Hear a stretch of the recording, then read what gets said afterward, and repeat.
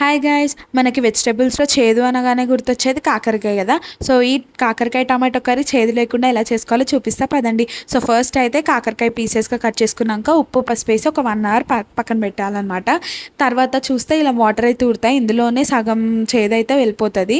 మంచిగా 2 times wash చేసుకొని పొడి పొడిలా ఉండేలాగా పక్కన పెట్టుకోవాలి.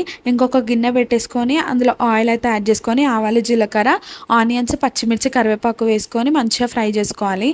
కొద్దిగా మగ్గిన తర్వాత పసుపు అల్లం వెల్లుల్లి పేస్ట్ వేసి కలిపి ఇంకా కాకరకాయ పీసెస్ అయితే ఇందులో వేసుకోవాలన్నమాట. మంచిగా కలుపుకొని అందులో మేమైతే కొంచెం బెల్లం ముక్క అయితే యాడ్ చేసాము, కొంచెం మొత్తం చేదు పోవడానికి.